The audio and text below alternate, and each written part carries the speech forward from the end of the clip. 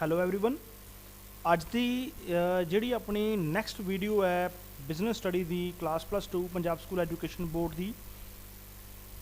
ਉਹ ਅਗਲੀ ਜਿਹੜੀ ਵੀਡੀਓ ਮੈਂ ਤਿਆਰ ਕਰਨ ਜਾ ਰਿਹਾ ਉਹ ਹੈ ਨੈਕਸਟ ਟੌਪਿਕ ਆਪਣਾ ਮਾਡਰਨ ਕਨਸੈਪਟ ਆਫ ਮੈਨੇਜਮੈਂਟ। ਪਿਛਲੇ ਲੈਕਚਰ ਦੇ ਵਿੱਚ ਤੁਸੀਂ ਪੜ੍ਹਿਆ ਕਿ ਟ੍ਰੈਡੀਸ਼ਨਲ ਕਨਸੈਪਟ ਕੀ ਸੀ ਮੈਨੇਜਮੈਂਟ ਦਾ, ਜਿਹਦੇ ਵਿੱਚ ਹਿਊਮਨ ਰਿਸੋਰਸ ਨੂੰ ਬਿਲਕੁਲ ਵੀ ਜਿਹੜੀ ਆ ਇੰਪੋਰਟੈਂਸ ਜਾਂ ਇਹ ਕਹਿ ਲਓ ਕਿ ਉਹਨਾਂ ਦੀਆਂ ਜ਼ਰੂਰਤਾਂ ਨੂੰ ਇਗਨੋਰ ਕੀਤਾ ਜਾਂਦਾ ਸੀ, ਨਿਗਲੈਕਟ ਕੀਤਾ ਜਾਂਦਾ ਸੀ ਅਤੇ ਹਿਊਮਨ ਰਿਸੋਰਸ ਨੂੰ ਜਿਹੜਾ ਇੰਨੀ ਇੰਪੋਰਟੈਂਸ ਨਹੀਂ ਸੀ ਦਿੱਤੀ ਜਾਂਦੀ। ਸਿਰਫ ਇੱਕ ਟਾਸਕ ਅਚੀਵ ਕੀਤਾ ਜਾਂਦਾ ਸੀ ਜਾਂ ਇਹ ਕਹਿ ਲਓ ਗੋਲ ਅਚੀਵ ਕੀਤਾ ਜਾਂਦਾ ਸੀ ਅਤੇ ਹਰ ਇੱਕ ਹਿਊਮਨ ਰਿਸੋਰਸ ਨੂੰ ਜਿਹੜਾ ਉਹ ਇੱਕ ਸਾਧਨ ਮੰਨਿਆ ਜਾਂਦਾ ਸੀ ਜੋ ਤੁਹਾਡਾ ਟਾਰਗੇਟ ਅਚੀਵ ਕਰਕੇ ਦਿੰਦੇ ਆ ਬਿਨਾਂ ਇੰਪੋਰਟੈਂਸ ਦੇ।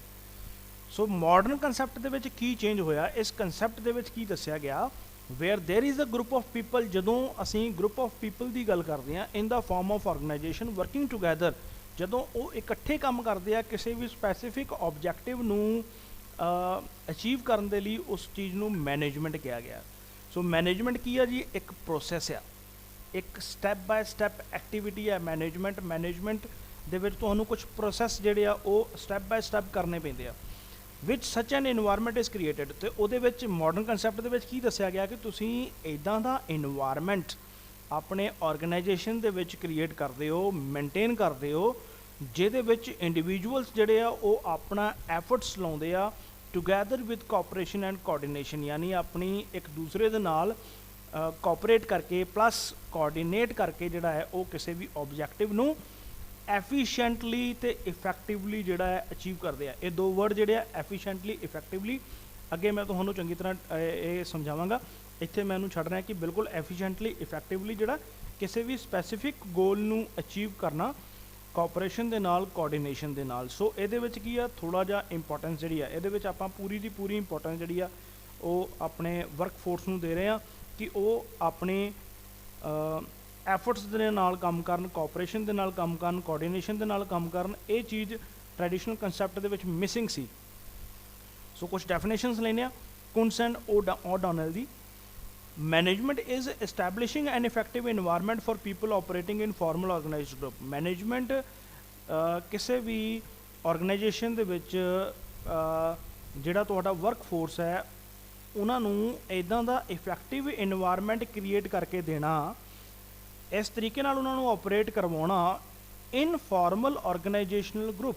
ਫਾਰਮਲ ਆਰਗੇਨਾਈਜੇਸ਼ਨਲ ਗਰੁੱਪ ਦਾ ਮਤਲਬ ਇਹ ਮੈਂ ਤੁਹਾਨੂੰ ਪਿਛਲੇ ਲੈਕਚਰ ਦੇ ਵਿੱਚ ਸਮਝਾਇਆ ਸੀ ਕਿ ਜਦੋਂ ਵੀ ਕੋਈ ਕੰਪਨੀ ਜਿਹੜੀ ਹੈ, ਜਦੋਂ ਵੀ ਕੋਈ ਆਰਗੇਨਾਈਜੇਸ਼ਨ ਜਿਹੜਾ ਹੈ ਆਪਣੇ ਸਟਰਕਚਰ ਦੇ ਅਕੋਰਡਿੰਗ ਹਰ ਇੱਕ ਦੀ ਪੋਜੀਸ਼ਨ ਜਿਹੜੀ ਤੈਅ ਕਰਦਾ ਹੈ, ਉਹਨਾਂ ਦੀਆਂ ਰਿਸਪੋਂਸੀਬਿਲਿਟੀਜ਼ ਤੈਅ ਕਰਦਾ ਹੈ, ਉਹਨਾਂ ਦੀਆਂ ਡਿਊਟੀਜ਼ ਜਿਹੜੀਆਂ ਉਹਨਾਂ ਨੂੰ ਡਿਸਟਰੀਬਿਊਟ ਕਰਦਾ ਹੈ, ਉਹਨਾਂ ਨੂੰ ਰਿਸਪੋਂਸੀਬਿਲਿਟੀ ਉਹਨਾਂ ਦੀਆਂ ਤੈਅ ਕਰਦਾ ਹੈ, ਉਸ ਚੀਜ਼ ਨੂੰ ਫਾਰਮਲੀ ਆਰਗੇਨਾਈਜੇਸ਼ਨਲ ਗਰੁੱਪ ਕਿਹਾ ਜਾਂਦਾ।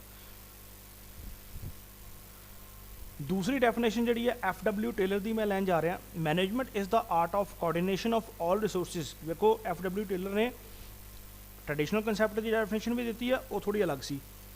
ਜਿਹੜੀ ਇਹ ਮਾਡਰਨ ਕੰਸੈਪਟ ਦੀ ਜਿਹੜੀ ਉਹਨੇ ਡੈਫੀਨੇਸ਼ਨ ਦਿੱਤੀ ਹੈ ਉਹਦੇ ਵਿੱਚ ਦੇਖੋ ਉਹਨੇ ਕੀ ਇਨਕਲੂਡ ਕੀਤਾ।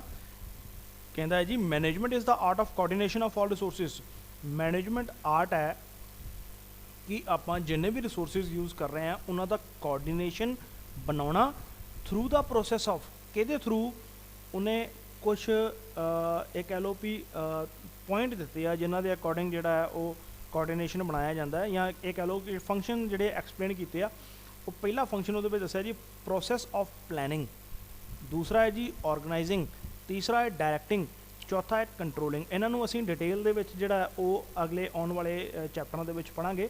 ਸੋ ਮੈਂ ਇੱਥੇ ਇਹਨੂੰ ਛੱਡ ਰਿਹਾ ਕਿ ਇਹ ਇੱਕ ਪ੍ਰੋਸੈਸ ਆ ਜਿਹਦੇ ਅਕੋਰਡਿੰਗ FW ਟੇਲਰ ਨੇ ਇਹ ਦੱਸਿਆ ਹੈ ਕਿ ਇਹ ਇੱਕ ਆਰਟ ਹੈ ਮੈਨੇਜਮੈਂਟ, ਜਿਹਦੇ ਥਰੂ ਤੁਸੀਂ ਸਾਰੇ ਦੇ ਸਾਰੇ ਰਿਸੋਰਸਿਸ ਜਿਹੜੇ ਆ ਕੋਆਰਡੀਨੇਟ ਕਰਦੇ ਜੇ, ਕਿਹਦੇ ਪ੍ਰੋਸੈਸ ਦੇ ਥਰੂ, ਪਲੈਨਿੰਗ, ਆਰਗੇਨਾਈਜ਼ਿੰਗ, ਡਾਇਰੈਕਟਿੰਗ ਅਤੇ ਕੰਟਰੋਲਿੰਗ ਦੇ ਥਰੂ, ਤਾਂ ਕਿ ਤੁਸੀਂ ਆਪਣਾ ਆਬਜੈਕਟਿਵ ਜਿਹੜਾ ਹੈ ਉਹ ਅਚੀਵ ਕਰ ਸਕੋ। ਤੀਸਰੀ ਜਿਹੜੀ ਡੈਫੀਨੇਸ਼ਨ ਜਿਹੜੀ ਮੈਂ ਡਿਸਕਸ ਕਰਨ ਜਾ ਰਿਹਾ ਉਹ ਹੈ ਜੀ ਮੈਰੀ ਐਂਡ ਡਗਲਸ ਦੀ। Management is the process by which a cooperative group directs. ਯਾਨੀ ਮੈਨੇਜਮੈਂਟ ਇੱਕ ਪ੍ਰੋਸੈਸ ਆ ਜਿਹਦੇ ਵਿੱਚ ਕੋਆਪਰੇਟਿਵ ਗਰੁੱਪਸ ਜਿਹੜੇ ਆ, ਯਾਨੀ ਜਿਹੜੇ ਤੁਹਾਡੇ ਆਰਗੇਨਾਈਜੇਸ਼ਨਲ ਗਰੁੱਪਸ ਨੇ ਜਾਂ ਵਰਕ ਫੋਰਸ ਹੈ ਤੁਹਾਡੀ, ਜਦੋਂ ਤੁਸੀਂ ਉਹਨਾਂ ਨੂੰ ਡਾਇਰੈਕਸ਼ਨਸ ਦਿੰਦੇ ਜੇ ਤਾਂ ਕਿ ਉਹ actions of other towards common goal, ਤਾਂ ਕਿ ਉਹ ਸਾਰੇ ਦੇ ਸਾਰੇ ਇੱਕ ਕਾਮਨ ਗੋਲ ਨੂੰ ਅਚੀਵ ਕਰਨ ਵਾਸਤੇ ਜਿਹੜਾ ਆ ਆਪਣਾ ਯੋਗਦਾਨ ਦੇਣ। ਜਿਹੜੀ ਚੌਥੀ ਡੈਫੀਨੇਸ਼ਨ ਜਿਹੜੀ ਮੈਂ ਲੈਣ ਜਾ ਰਿਹਾ ਉਹ ਹੈ ਜੀ ਹੈਨਰੀ ਫਿਊਲ ਦੀ। ਇੱਕ FW ਟੇਲਰ ਅਤੇ ਇੱਕ ਹੈਨਰੀ ਫਿਊਲ, ਇਹਦੇ ਬਾਰੇ ਤੁਸੀਂ बिजनेस स्टडी ਦੇ ਵਿੱਚ ਕਾਫੀ ਕੁਝ ਜਿਹੜਾ ਅੱਗੇ ਬਹੁਤ ਜਗ੍ਹਾ ਤੇ ਇਹਨਾਂ ਦੇ ਨਾਂ ਜਿਹੜੇ ਆ ਪੜੋਗੇ, ਕਿਉਂਕਿ ਇਹਨਾਂ ਨੇ ਮੈਨੇਜਮੈਂਟ ਦੀ ਡੈਫੀਨੇਸ਼ਨ ਜਾਂ ਹੋਰ ਕਈ ਸਾਰੇ ਟੌਪਿਕਸ ਜਿਹੜੇ ਆ ਉਹਨਾਂ ਨੇ ਆਪਣੇ ਅਕੋਰਡਿੰਗ ਜਿਹੜੇ ਆ ਆਪਣੇ ਵਿਚਾਰ ਜਿਹੜੇ ਆ ਉਹਨਾਂ ਨੇ ਦਿੱਤੇ ਆ।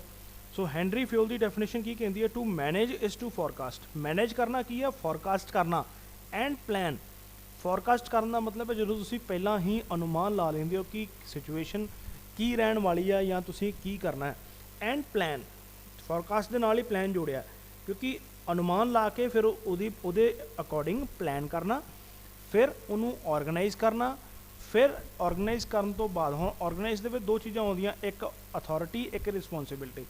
ਅਥਾਰਟੀਜ਼ ਅਤੇ ਰਿਸਪੌਂਸਿਬਿਲਿਟੀਜ਼ ਨੂੰ ਵੰਡਣਾ ਇਹ ਆਰਗੇਨਾਈਜ਼ ਦੇ ਵਿੱਚ ਆਊਗਾ। ਟੂ ਕਮਾਂਡ, ਕਮਾਂਡ ਦੇਣ ਦਾ ਮਤਲਬ ਹੈ ਕਿ ਤੁਸੀਂ ਉਹਨਾਂ ਨੂੰ ਡਾਇਰੈਕਟ ਕਰ ਰਹੇ ਹੋ ਕਿ ਤੁਸੀਂ ਕੀ ਕਰਨਾ ਹੈ। To coordinate and to control, coordinate ਕਰਨਾ ਉਹਨਾਂ ਨੂੰ, ਪਲੱਸ ਟੂ ਕੰਟਰੋਲ ਕਰਨਾ। ਕੰਟਰੋਲ ਦੇ ਵਿੱਚ ਵੀ ਕਾਫੀ ਸਾਰੀਆਂ ਚੀਜ਼ਾਂ ਆਉਣਗੀਆਂ ਜਿਹੜੀਆਂ ਡਿਟੇਲ ਦੇ ਵਿੱਚ ਅਸੀਂ ਆਉਣ ਵਾਲੇ ਚੈਪਟਰਾਂ 'ਚ ਪੜ੍ਹਾਂਗੇ। ਇੱਥੇ ਸਿਰਫ ਆਪਾਂ ਇਹ ਸਮਝੀਏ ਕਿ ਕੰਟਰੋਲ ਦੇ ਵਿੱਚ ਕੀ ਹੈ ਕਿ ਜੋ ਵੀ ਪਲੈਨਿੰਗ ਮੈਨੇਜਮੈਂਟ ਵੱਲੋਂ ਕੀਤੀ ਗਈ ਹੈ, ਜਦੋਂ ਸੁਪਰਵਾਈਜ਼ਰ ਜਿਹੜਾ ਹੈ ਉਹ ਸੁਪਰਵਾਈਜ਼ ਕਰਦਾ ਹੈ ਕਿਸੇ ਵੀ ਆਪਣੇ ਸਬਆਰਡੀਨੇਟ ਗਰੁੱਪ ਨੂੰ, ਜਾਂ ਕਹਿ ਲਓ ਕਿ ਆਪਣੇ ਵਰਕਫੋਰਸ ਨੂੰ ਸੁਪਰਵਾਈਜ਼ ਕਰਨ ਦੇ ਬਾਅਦ ਉਹਨੂੰ ਜੇ ਕੋਈ ਡਾਇਵਰਸ਼ਨ ਜਾਂ ਇਹ ਕਹਿ ਲਓ ਵੀ ਜੇ ਕੋਈ ਉਹਨੂੰ ਲੱਗਦਾ ਹੈ ਕਿ ਕੋਈ ਆਪਣੇ ਗੋਲ ਤੋਂ ਆਊਟ ਆਫ ਟਰੈਕ ਹੋ ਗਿਆ, ਤਾਂ ਉਹਨਾਂ ਨੂੰ ਵਾਪਸ ਟਰੈਕ 'ਤੇ ਲੈ ਕੇ ਆਉਣਾ। ਕੋਈ ਡਾਇਵਰਜਨ ਜਿਹੜੀ ਆ ਉਹ ਜਾਂ ਉਹਨੂੰ ਦੂਰ ਕਰਨਾ, ਕੋਈ ਪ੍ਰੋਬਲਮ ਹੈ ਉਹਨੂੰ ਹਟਾਉਣਾ, ਅਤੇ ਫਿਰ ਦੁਬਾਰਾ ਹਰ ਇੱਕ ਪਰਸਨ ਨੂੰ ਜਿਹੜਾ ਦੁਬਾਰਾ ਸਹੀ ਟਰੈਕ ਦੇ ਉੱਪਰ ਲੈ ਕੇ ਆਉਣਾ ਜੋ ਉਹਨਾਂ ਨੇ ਪਲਾਨ ਕੀਤਾ। ਸੋ ਇਹ ਕੰਟਰੋਲ ਦੇ ਵਿੱਚ ਆਊਗਾ। ਹੁਣ ਅੱਗੇ ਇਹਦੇ ਐਲੀਮੈਂਟਸ ਜਿਹੜੇ ਆ ਦੇਖਦੇ ਹਾਂ ਆਪਾਂ ਕਿ ਇਹ ਮਾਡਰਨ ਕੰਸੈਪਟ ਮੈਨੇਜਮੈਂਟ ਦਾ ਕੀ ਕਹਿੰਦਾ। ਇਹਦੇ ਕੁਝ ਮੇਨ ਐਲੀਮੈਂਟਸ ਨੇ, ਕੀ ਚੀਜ਼ਾਂ ਨੇ ਇਹਦੇ ਵਿੱਚ, ਉਹ ਸਾਰੀ ਚੀਜ਼ਾਂ ਹੁਣ ਆਪਾਂ ਡਿਸਕਸ ਕਰਨੀਆਂ। ਸਭ ਤੋਂ ਪਹਿਲੀ ਚੀਜ਼ ਇਹਦੇ ਵਿੱਚ ਇਹ ਆਈ ਹੈ ਕਿਉਂਕਿ ਮੈਨੇਜਮੈਂਟ ਨੂੰ ਹਰ ਇੱਕ ਡੈਫੀਨੇਸ਼ਨ ਦੇ ਵਿੱਚ ਤਕਰੀਬਨ ਪ੍ਰੋਸੈਸ ਕਿਹਾ ਗਿਆ ਹੈ। ਪ੍ਰੋਸੈਸ ਦਾ ਮਤਲਬ ਹੈ ਸਟੈਪ ਬਾਏ ਸਟੈਪ ਐਕਟੀਵਿਟੀ। ਸੋ ਇਹਦੇ ਵਿੱਚ ਕੀ ਹੈ, ਮੈਨੇਜਮੈਂਟ ਇਜ਼ ਅ ਪ੍ਰੋਸੈਸ, ਕਿ ਮੈਨੇਜਮੈਂਟ ਇੱਕ ਪ੍ਰੋਸੈਸ ਆ ਜਿਹਦੇ ਵਿੱਚ ਹੁਣ ਇੱਥੇ ਵੇਖੋ ਆਹ ਸਟੈਪ ਲਿਖੇ ਹੋਏ ਆ, ਇਹਨਾਂ ਨੂੰ ਧਿਆਨ ਨਾਲ ਦੇਖਿਓ। Planning, organizing, staffing, directing and controlling. ਇਹਦੇ ਨਾਲ ਵੈਸੇ ਆਪਾਂ ਕੋਆਰਡੀਨੇਸ਼ਨ ਵੀ ਜਿਹੜਾ ਜੋੜ ਸਕਦੇ ਹਾਂ, ਲੇਕਿਨ ਚਲੋ ਇਹ 5 ਜਿਹੜੇ ਆਪਣੇ ਫੰਕਸ਼ਨ ਨੇ ਮੈਨੇਜਮੈਂਟ ਦੇ ਇਹਦੇ ਅਕੋਰਡਿੰਗ, ਇਸ ਕਰਕੇ ਇਹਨੂੰ ਪ੍ਰੋਸੈਸ ਕਿਹਾ ਗਿਆ ਕਿਉਂਕਿ ਆਪਾਂ ਸਭ ਤੋਂ ਪਹਿਲਾਂ ਕਰਦੇ ਹਾਂ ਪਲੈਨਿੰਗ। ਕਿਸੇ ਵੀ ਕੰਮ ਨੂੰ ਕਰਨ ਤੋਂ ਪਹਿਲਾਂ ਆਪਾਂ ਪਲੈਨਿੰਗ ਕਰਦੇ ਹਾਂ।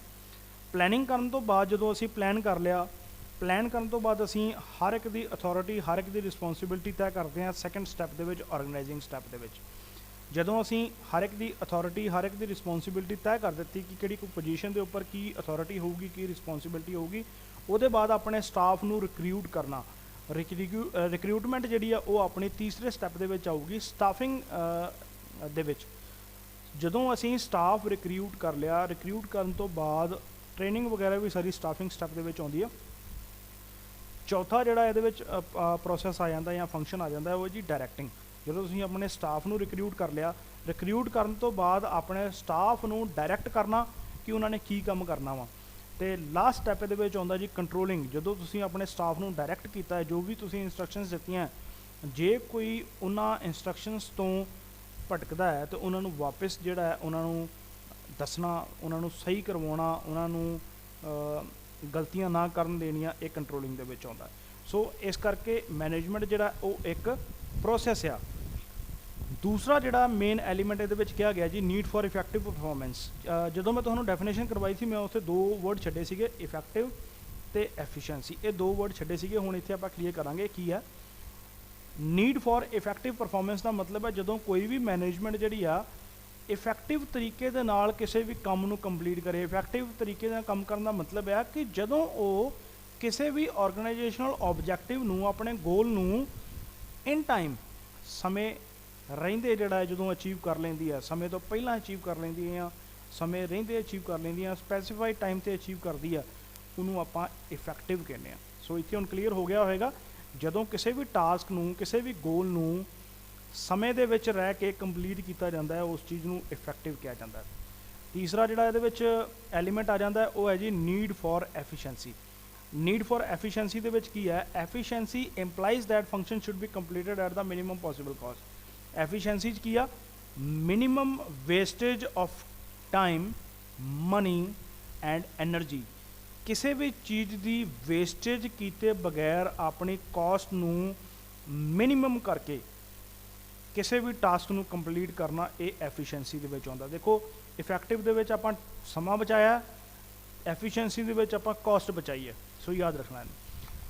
ਚੌਥਾ ਜਿਹੜਾ ਲਾਸਟ ਐਲੀਮੈਂਟ ਇਹਦਾ ਇਹ ਆ ਜਾਂਦਾ ਹੈ ਅਚੀਵਮੈਂਟ ਆਫ ਆਰਗੇਨਾਈਜੇਸ਼ਨਲ ਆਬਜੈਕਟਿਵਸ, ਕਿ ਆਰਗੇਨਾਈਜੇਸ਼ਨਲ ਆਬਜੈਕਟਿਵਸ ਨੂੰ ਅਚੀਵ ਕਰਨਾ, ਕਿਉਂਕਿ ਦੇਖੋ ਮਾਡਰਨ ਕੰਸੈਪਟ ਮੈਨੇਜਮੈਂਟ ਦਾ ਕੀ ਹੈ, ਇਹਦੇ ਵਿੱਚ ਬਹੁਤ ਜ਼ਿਆਦਾ ਇੰਪੋਰਟੈਂਸ ਜਿਹੜੀ ਆ ਆਰਗੇਨਾਈਜੇਸ਼ਨਲ ਆਬਜੈਕਟਿਵ ਨੂੰ ਅਚੀਵ ਕਰਨ ਦੇ ਲਈ ਜਿਹੜੀ ਹੈ ਦਿੱਤੀ ਜਾਂਦੀ ਹੈ। ਸੋ ਇਹ ਵੀ ਇਹਦਾ ਇੱਕ ਐਲੀਮੈਂਟ ਹੋਊਗਾ। ਸੋ ਮੈਂ ਆਸ ਕਰਦਾ ਕਿ ਤੁਹਾਨੂੰ ਇਹ ਟੌਪਿਕ ਜਿਹੜਾ ਚੰਗੀ ਤਰ੍ਹਾਂ ਸਮਝ ਲੱਗੀ ਹੋਏਗੀ ਤੇ ਦੋਨਾਂ ਦੇ ਵਿੱਚ ਕਲੈਰਿਟੀ ਵੀ ਹੋਈ ਹੋਊਗੀ ਕਿ ਆਪਣਾ ਟ੍ਰੈਡੀਸ਼ਨਲ ਕੰਸੈਪਟ ਮੈਨੇਜਮੈਂਟ ਦਾ ਕੀ ਆ ਤੇ ਮਾਡਰਨ ਕੰਸੈਪਟ ਮੈਨੇਜਮੈਂਟ ਦਾ ਕੀ ਹੈ। ਸੋ ਮਿਲਦੇ ਹਾਂ ਨੈਕਸਟ ਵੀਡੀਓ ਦੇ ਵਿੱਚ।